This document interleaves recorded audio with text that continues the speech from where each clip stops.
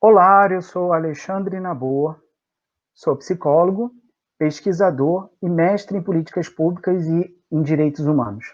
Esse canal, Conta Artigo, tem como objetivo de conversar com pesquisadores e pesquisadoras sobre suas produções intelectuais em gênero e sexualidade.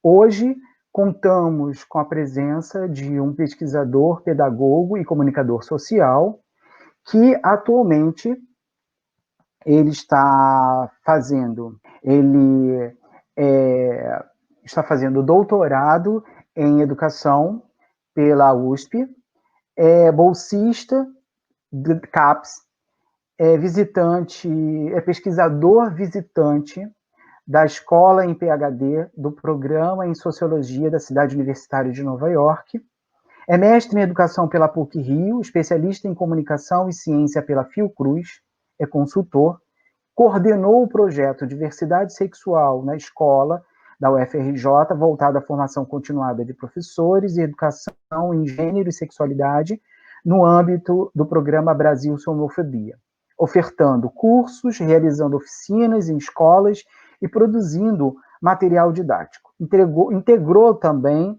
a equipe da Coordenação Geral de Direitos Humanos do Ministério da Educação, 2013 e 2015, atuando com foco em políticas educacionais em gênero e sexualidade, formação continuada, socioeducação, direitos de crianças e adolescentes e educação em direitos humanos.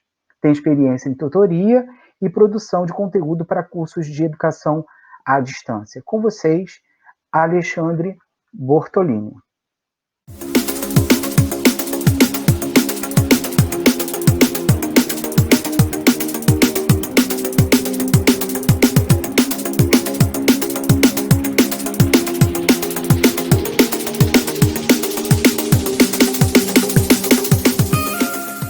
Hoje a gente vai falar sobre um artigo muito interessante seu, que tem como título Ascensão e Queda de uma Política Educacional LGBT. Esse trabalho ele foi apresentado no 13º Mundo de Mulheres e Fazendo Gênero 11º, Transformações, Conexões e Deslocamento. Né? Ele é de 2017. 2017, isso. Eu tinha acabado de começar o doutorado. Foi uma mesa que eu participei junto com o Fernando Seffner e com Olga no Fazendo Gênero, que, para quem não conhece, é talvez o maior congresso de gênero do Brasil. Né?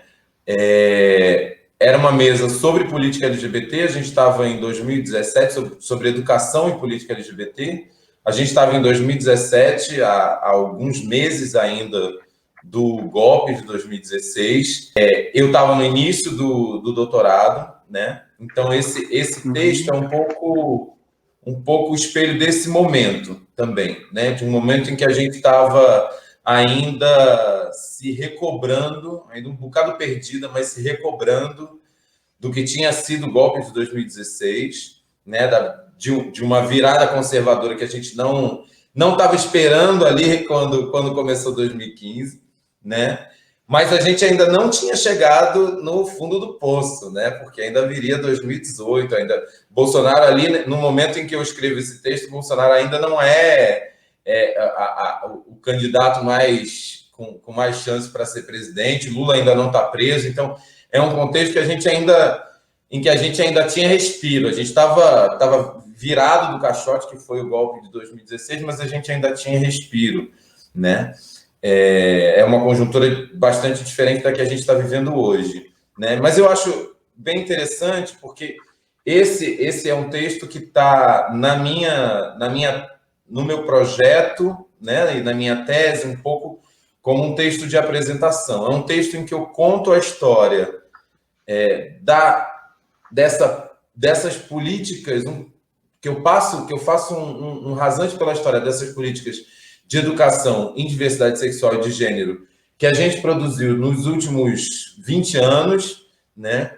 E eu faço isso costurando com a minha própria experiência de vida, com a minha própria vivência, como uma bicha de Madureira em 1996, e tudo que eu atravessei como bicha, atravessei como educador, atravessei como servidor público, atravessei como sujeito que pelo ativismo, pela academia ou pela escola, pela universidade, trabalhei na construção dessa política educacional que é hoje o meu objeto de pesquisa. Então, é uma maneira de mostrar a minha relação com essa política que eu estou me propondo a estudar, né? Mostrar a minha relação emocional com ela, mostrar a minha relação política, mostrar como a minha vida, em alguma medida, se entrelaça com esse meu objeto de pesquisa, para mostrar um pouco de onde é que eu parto, né? É exatamente isso, é o começo do doutorado. Então, o que eu tenho de produção naquele momento, o que eu estou construindo naquele momento, é o meu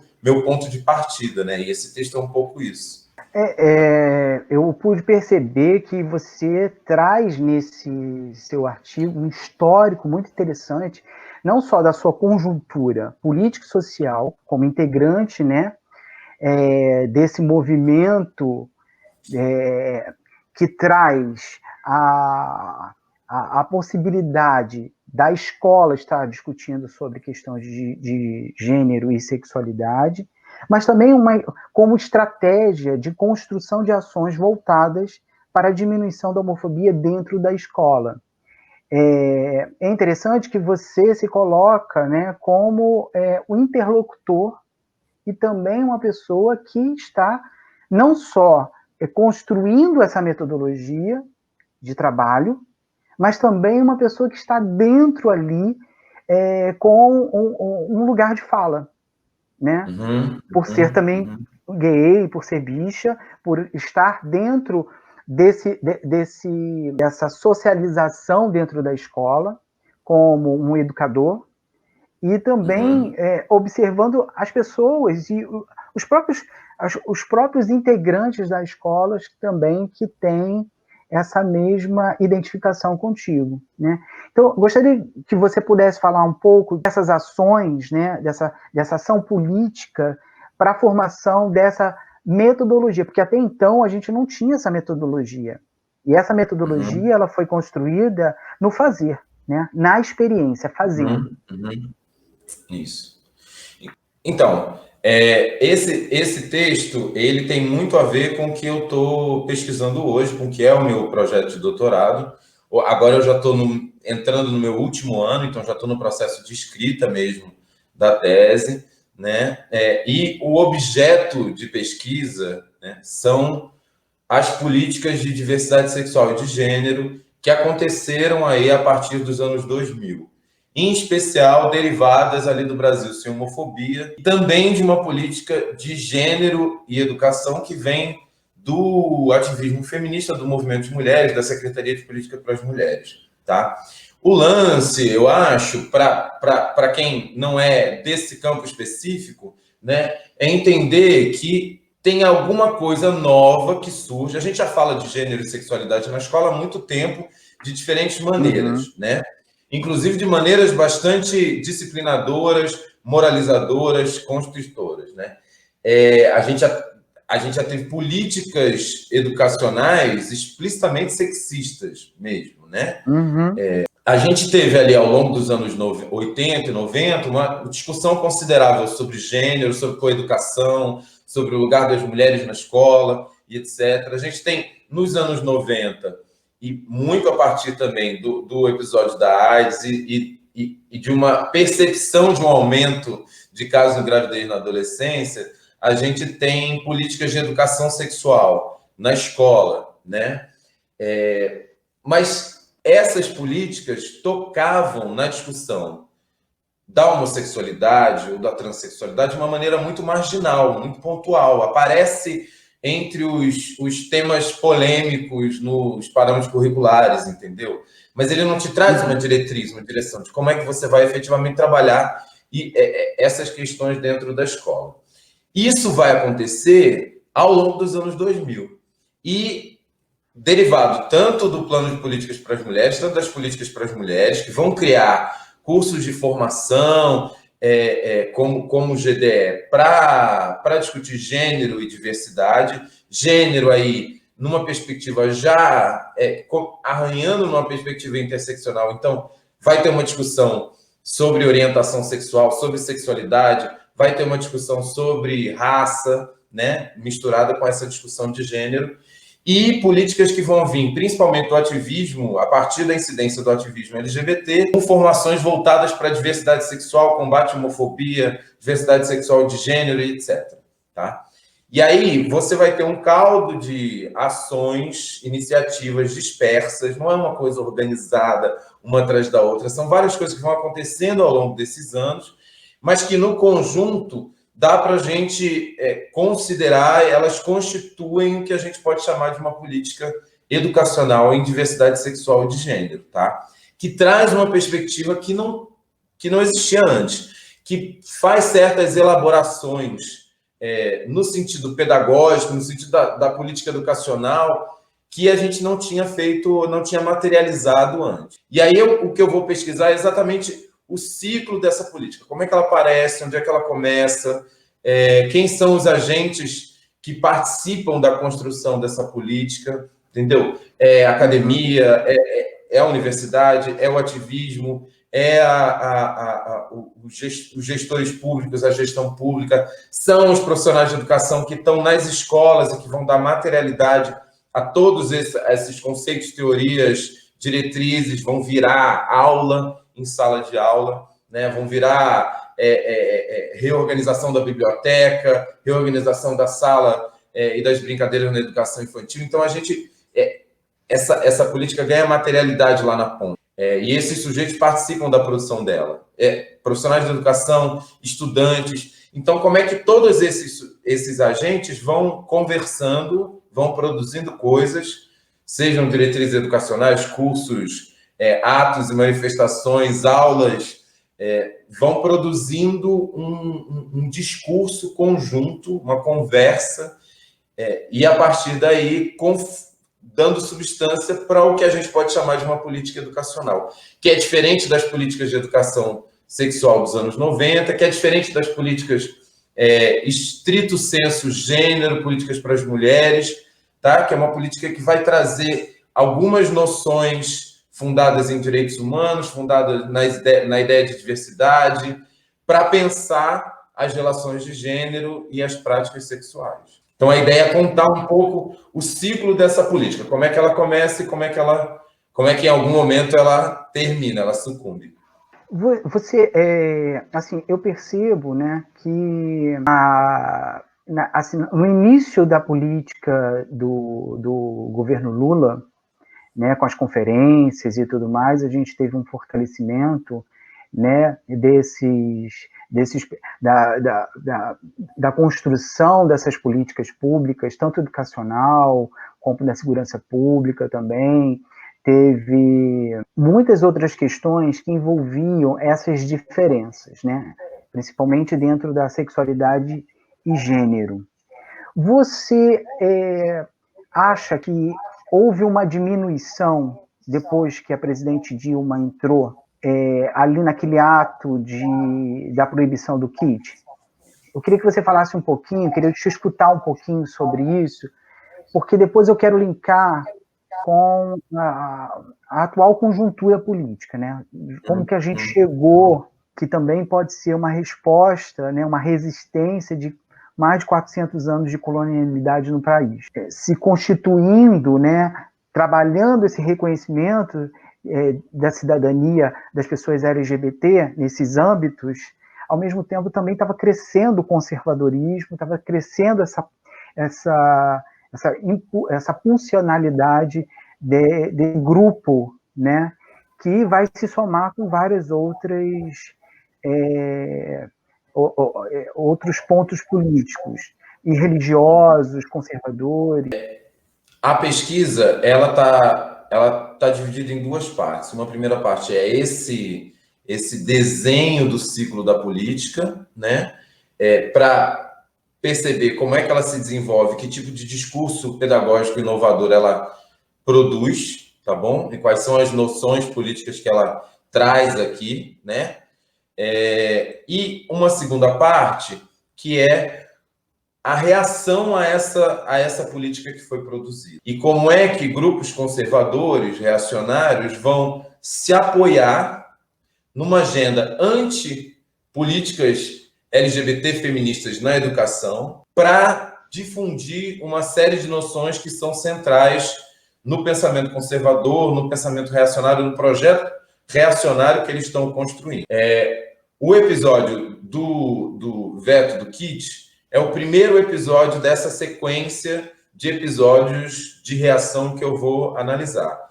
Eu começo pelo episódio do veto do kit do Escola Sem Homofobia em 2011, depois vou para a votação do Plano Nacional de Educação ali entre 2013 e 2014, no contexto de 2013 em 2014, depois para o impeachment em 2016 e depois para a eleição do Bolsonaro em 2018.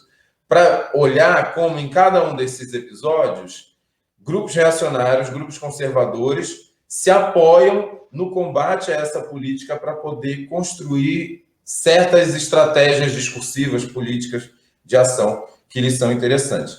E que são acionadas num processo de restauração exatamente dessas formas mais patriarcais, mais coloniais, mais racistas, mais exploratórias, mais nocivas, mais violentas do Estado brasileiro, tá?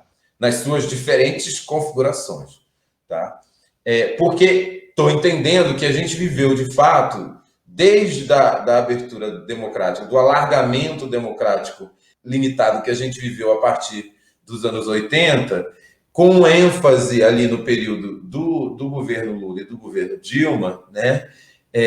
A gente viveu efetivamente um momento de alargamento democrático mesmo, né?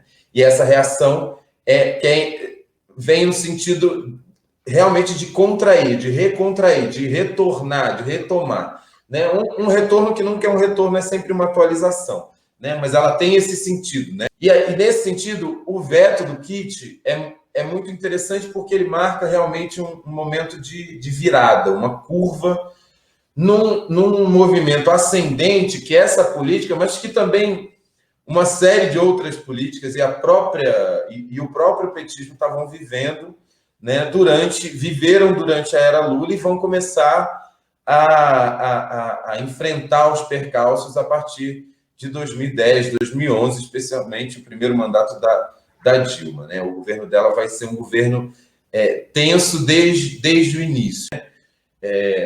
E nesse sentido, o veto do kit é muito interessante porque ele marca realmente um momento de virada, uma curva num movimento ascendente que é essa política, mas que também uma série de outras políticas e o próprio petismo estavam vivendo, né, viveram durante a era Lula e vão começar a enfrentar os percalços a partir de 2010, 2011, especialmente o primeiro mandato da Dilma, né? O governo dela vai ser um governo tenso desde o início, né?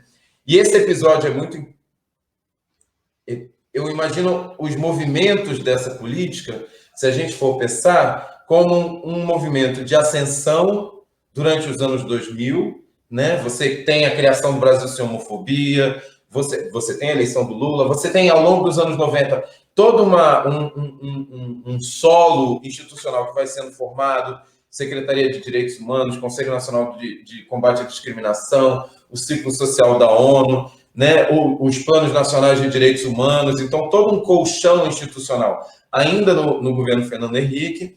Quando você chega no governo Lula, você tem a entrada na cena política de noções muito fortes que apontam para uma radicalidade democrática, para uma radicalidade da cidadania, né, da noção de participação política, de cidadania, etc. Então, você tem tanto políticas distributivas, quanto você tem distributivas de valor, de recurso, né, de renda, quanto você tem políticas distributivas de valor simbólico, em que a gente pode incluir aí todas as políticas para a diversidade que foram construídas na educação, diversidade étnico-racial, políticas de inclusão, uma série de políticas que foram produzidas na educação dentro dessa grande chave da diversidade, que é na educação o que espelha essa noção de uma cidadania radical, de um direito à participação, um direito à escola universal, né? E que não se dá só pela entrada aculturada a uma instituição que já está lá e já funciona do seu jeito, né? Mas que significa reconstruir essa instituição, essa escola, esse Estado, essa sociedade, esse país, a partir de dentro, né? Emanando novas formas de fazer, revendo criticamente e etc. Então, essas noções são muito fortes ao longo dos anos 2000, né? Então, a gente vai viver, ainda que precária, ainda que a gente faça todas as críticas da precariedade, do quanto foi pequeno e diminuto o investimento nessas políticas de diversidade, em especial de diversidade sexual e de gênero, mas a gente teve muita coisa acontecendo, né? E um ambiente positivo, um ambiente em que essa política consegue se desenvolver, né? Em que professores conseguem falar sobre gênero e sexualidade na escola, mesmo que eles não tenham participado de nenhum curso de formação, porque essas noções já estão circulando no debate educacional naquele momento, inclusive lá na ponta na escola, né? E estão sendo colocadas em circulação por uma massa de gente que está disputando esse território das nossas cidades, esse território da política pública, que é o que o texto traz um pouco, né?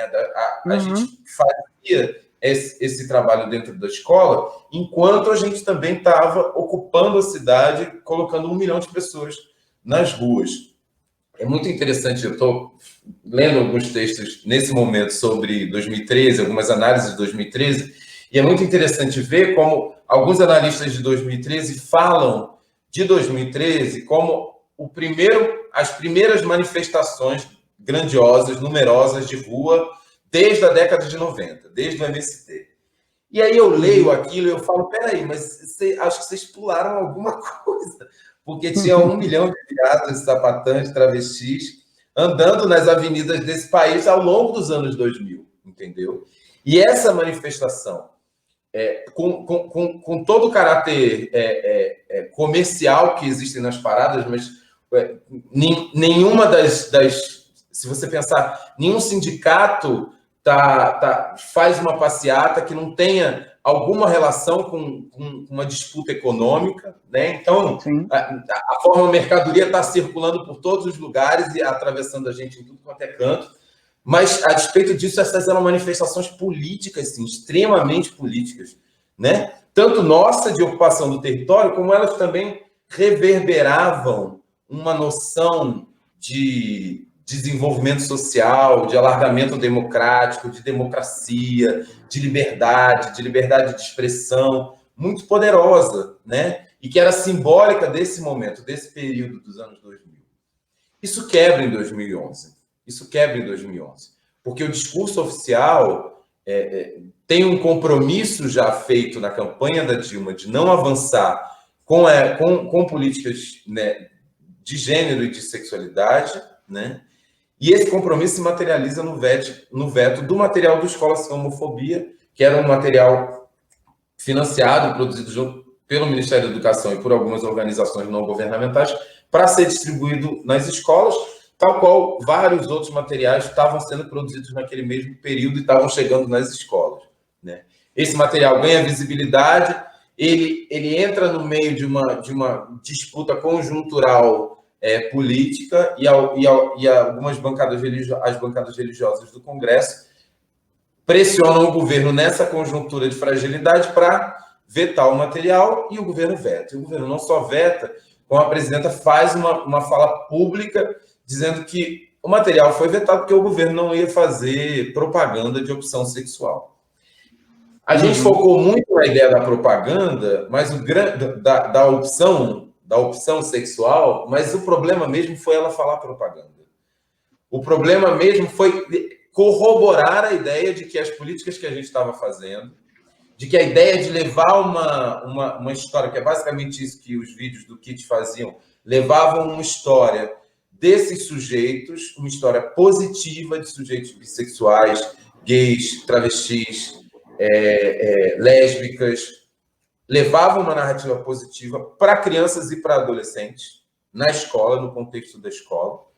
É corroborar que isso é uma forma de propaganda de Percebe como a noção de propaganda está muito próximo da noção de doutrinação, que vai aparecer logo depois? Eles ainda não estão falando em doutrinação ali. Mas ela comunica com isso. Essa noção já está ali, né? Da ditadura gay, de que vamos transformar todas as crianças em homossexuais, vamos trocar o sexo das crianças. São os fake news que vão aparecer depois na eleição do Haddad, etc. Então, essa palavra propaganda, ela aciona muito essa noção. Isso é muito ruim, entendeu? Porque legitima, corrobora, ratifica o discurso conservador, o discurso reacionário, que, em última medida, ataca as próprias noções que são centrais para a política do próprio PT. E isso vai ficar mais claro nos episódios seguintes. É interessante porque agora você está falando sobre essa tática, né, que também não deixa de ser uma metodologia política, né, porque a gente vai ver essa metodologia muito contundente a ponto de poder eleger o próprio presidente, né, que nós temos hoje em dia, ou a fake news. Eu acho que o grande mote de tudo isso é sempre dessa cúpula, né, conservadora, foi a questão da diversidade sexual de gênero, porque o nosso país é um país conservador, né? E eu acho que mexer, ele traz um pouco essa questão. O Bolsonaro, eu já vinha, o Bolsonaro é uma figura do Rio de Janeiro, né, que já foi deputado há muito tempo, e o movimento social já lidava com as reações dele dentro da Câmara, né, e a gente sabia que o maior ataque dele era o movimento LGBT. E ele traz esse discurso também para as eleições dele, e traz esse mote, né, dessas pessoas conservadoras junto com ele, que vai se somar com outros ideais também, né, que está dentro dessa política aí. No texto você fala um pouco também dessa conjuntura parece que há um conflito, ou não? Há um conflito? Você acha que há um conflito? Você já falou da disputa de espaço, mas há também uma disputa de poder aí também, né? Tá, mas um conflito onde? Um conflito entre quem? Dentro do ativismo, com conservadores? Entre do ativismo, né? Porque eles vão vir com esse discurso, eles são ativistas, porque assim, o discurso de transformar, né, criancinhas em homossexuais, tem atores tem alguns atores que vão contribuir com isso, né? Então eu acho que esses atores vão ser todos esses que vão trazer a possibilidade dessa discussão, né? Seja na escola, seja na universidade, seja na rua, na assembleia. Em 2011, que já são um prenúncio do que vai vir nos anos seguintes e que a gente vai começar a chamar de ideologia de gênero. Eles vão começar a chamar de ideologia de gênero, e a gente vai começar a estudar isso, né? Essa ideia de propaganda, essa ideia de doutrinação, né? Que vai aparecer logo, que vai ganhar mais expressão logo depois com Escola Sem Partido. Outra, essa ideia do perigo para as crianças, né? Isso é uma ideia que não é nova, né? O estigma da pedofilia, do homossexual como um perigo para as crianças, né? Como esses sujeitos que vão deturpar, desviar, porque aí você está operando numa lógica em que a identidade de gênero, a orientação sexual, elas são uma expressão da natureza humana cis heterossexual. Então, as pessoas naturalmente nascem cisgêneras e heterossexuais. Então, se elas se tornam homossexuais, se elas se tornam trans, é porque em algum momento elas foram desviadas do caminho natural. Então, essa ideia de desvio está ali, né? Então, se você você faz uma propaganda, uma doutrinação que visa uma propaganda que é um projeto de doutrinação para desviar as crianças desse caminho natural que seria a cis-heterossexualidade, né?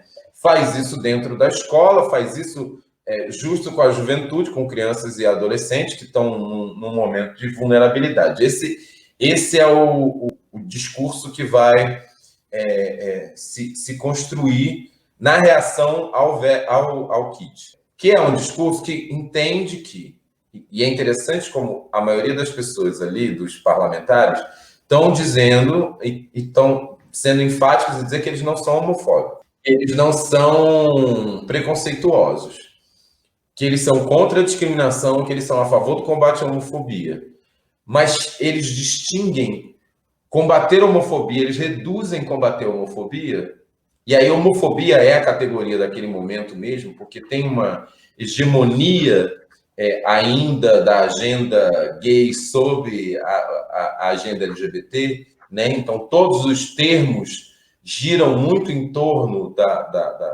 do léxico que diz respeito às gays, né? Então eles estão dizendo que eles são contra a homofobia, mas eles não admitem que a homossexualidade, que a transgeneridade assuma um lugar de valor equânime, equitativo ao da família cis heterossexual cristã. Ela, sim, o núcleo social a reproduzir os valores fundamentais da sociedade brasileira. Percebe? Então, tudo bem. A gente tolera vocês enquanto política de minoria.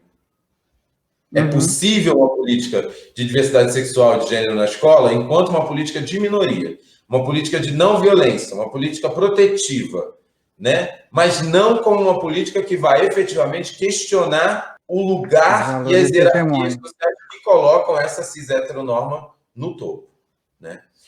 E no momento em que a presidenta fala de propaganda de opção sexual, no momento em que o governo se esforça reiteradamente para dizer que aquele material não era voltado para crianças, quando estavam sendo desenvolvidas várias ações sobre gênero e diversidade na escola para crianças, para o ensino fundamental, para o ensino médio, para todas as faixas etárias, porque era essa a proposta mesmo. O governo, de alguma maneira, corrobora esses argumentos, entendeu?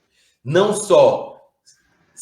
é só uma derrota política no sentido de, olha, a gente queria fazer, mas não foi possível, porque não teve espaço político, mas o governo dá chance a chancelar, de alguma maneira chancela algumas narrativas pelas ações e pelos discursos que produz aí nesse processo. Eu lembro que foi em 2016 para 2017 que começaram as audiências públicas, né, em algumas cidades do Brasil para discutir sobre a política de educação, a inserção da discussão de gênero e diversidade na escola. E eu fiz uma pesquisa para verificar, né, quais eram as cidades que entraram com o processo de anulação dessa política.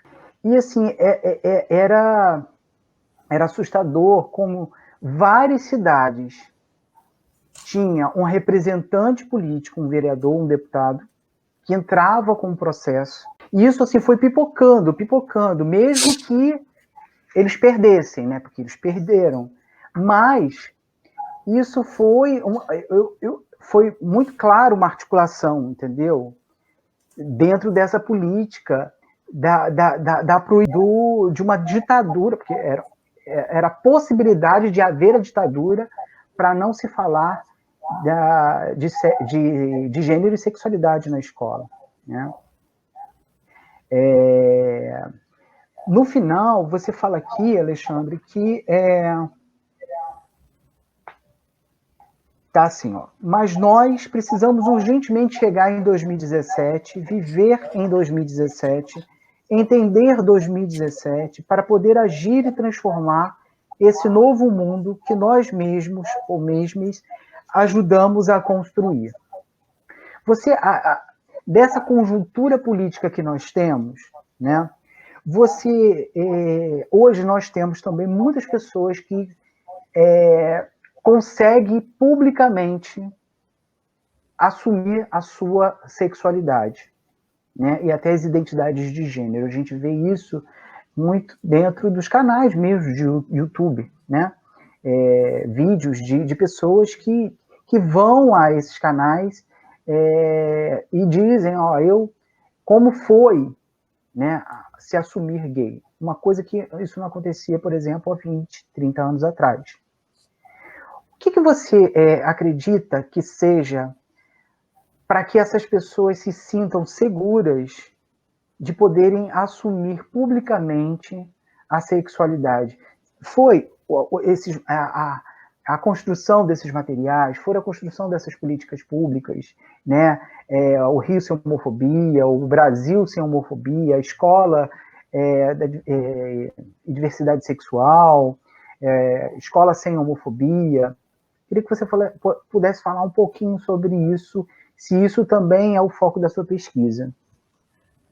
Eu acho que o texto tenta construir um pouco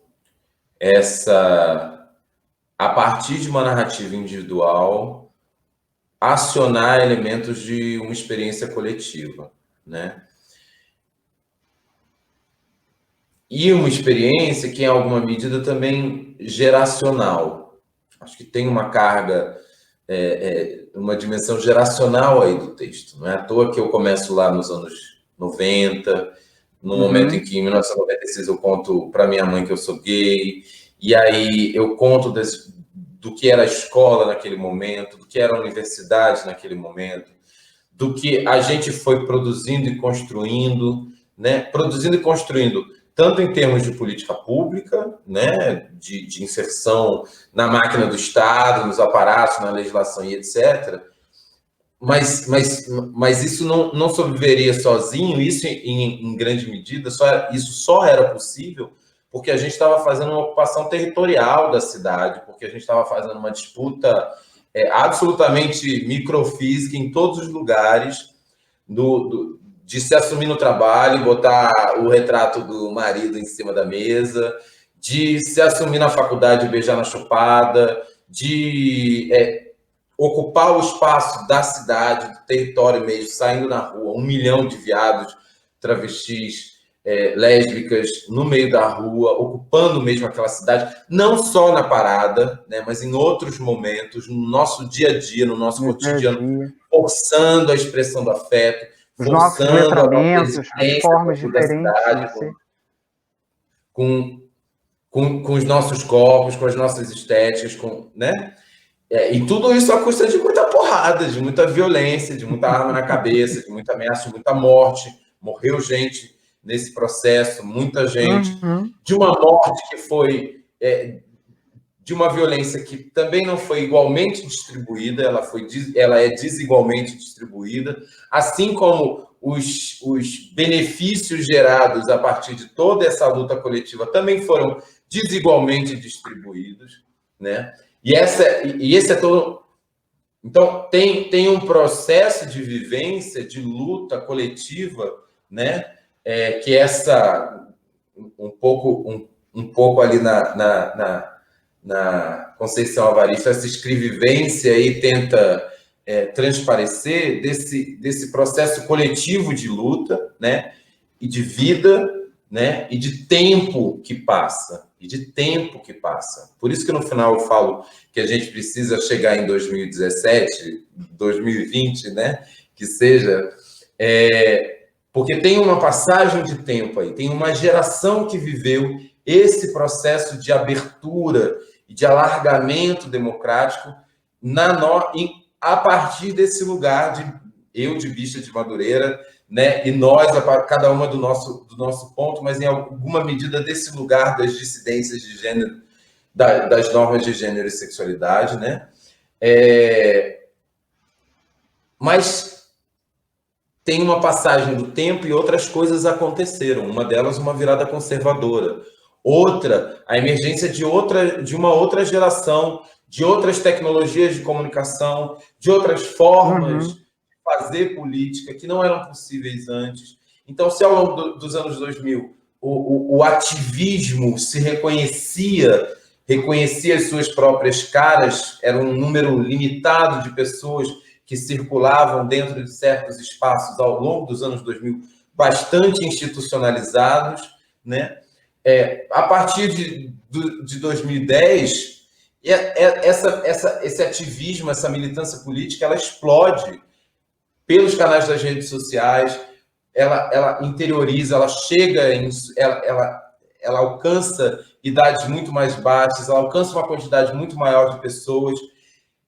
A crise de 2013 de institucionalidade é também a crise de institucionalidade de todo daquele ativismo formado naquele formato ONG, advocacy, participação política, entrada no Estado, etc. Todo aquele formato institucional, né? Então você tem a emergência você tem outros arranjos políticos que vão questionar exatamente o GGgismo e o privilégio de certos grupos dentro dessa inclusive da produção dessa política, né? E da visibilidade de fala, de escuta, né? Do espaço de fala e de escuta dentro do ativismo e fora dele. Então você tem uma série de processos que são processos que têm a ver também com a nossa própria passagem do tempo, com as nossas viradas de década, com aquilo que a gente acumulou, construiu, com as sensações de estar se tornando antiquado, de não estar mais no lugar do inovador e do novo, né? Da experiência de envelhecimento. Tudo isso está conectado, né? É a partir dessas emoções que a gente vive a nossa experiência política também, né? Então, acho que o texto tenta um pouco trabalhar nesse sentido, nessa relação, nessa conexão, inclusive para pensar o quanto que a gente produz conhecimento, o quanto que a gente faz pesquisa, imerso, e a partir dessa vivência, desses aprendizados,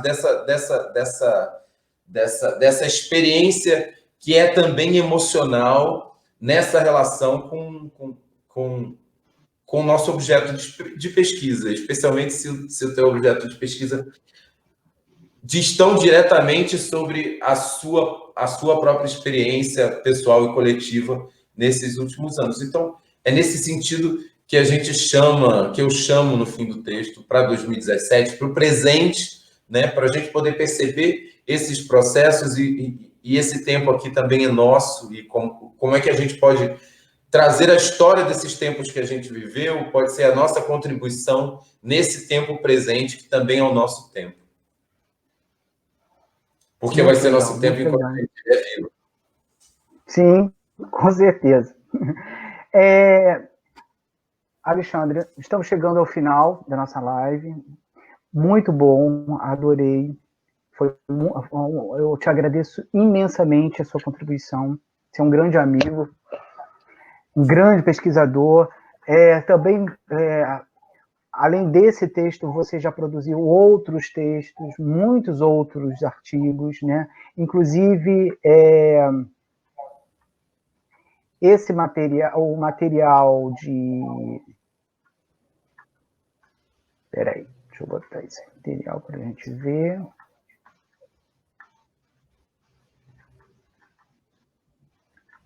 Né? Esses 3 livros que você produziu, você organizou junto com outras pessoas. Bacana. Né? A diversidade. Deixa eu falar só rapidinho sobre eles. Sim, claro, por favor. Então, esse primeiro livro, esse livrinho amarelo, ele é um livro que rodou bastante, ele é um livro que foi feito em 2008, ele é o primeiro livro do projeto da UFRJ que eu coordenava. Ele é um livro ilustrado, na verdade, ele é bem pequenininho, é quase uma cartilha, né? É um livro pequeno. Mas eu acho que esse é um material bacana, que eu tenho uma relação emocional com ele, mas eu acho que ele é um material bastante datado né? Ele fez muito sentido naquele momento que ele foi construído, produzido, né? Tem conceitos que hoje a gente já trabalha de uma maneira muito mais interessante e que não estão ali. Tem algumas discussões que a gente já evoluiu e que ali você vai encontrar um texto datado mesmo. Esse segundo, sobre diversidade sexual de gênero, educação, cultura, violência e ética, é uma reunião de alguns artigos, de alguns textos, tá? Que giram em torno dessa discussão sobre diversidade sexual de gênero na escola. Bacana. Esse último material eu realmente ia recomendar para quem for da área de educação. Ele é um material que foi produzido pelo projeto que eu coordenava de diversidade sexual de gênero lá na UFRJ. Então, esses 3 livros são produção da Universidade Federal do Rio de Janeiro, tá? Com financiamento do Ministério da Educação. E esse último é um livro que traz propostas, faz discussões sobre como trabalhar numa perspectiva da diversidade e dos direitos humanos, questões de gênero e sexualidade em 4 grandes áreas curriculares. A gente tem um capítulo dedicado à educação infantil, outro às ciências sociais, às ciências humanas, outro a linguagens, tá? E outro a biologia, as ciências biológicas. Então, é um material, acho que muito útil mesmo para profissionais de educação. Não é uma cartilha com receita de bolo, mas a gente vai discutindo, inclusive, propostas de como trabalhar mesmo, bem práticas de como trabalhar esses temas dentro da escola. Inclusive, é muito bom, todos os 3, recomendo. Todas essas referências estarão aqui no canal, eu colocarei junto ao Lattes do Alexandre, para quem tiver interesse. Agradeço imensamente, Alexandre, por sua presença. E vamos ficando por aqui. Muito obrigado. Obrigado, um beijão para querido. você, meu querido. Eu te agradeço pelo convite. Adorei poder fazer essa conversa, tá bom? Abraço grande. Abração.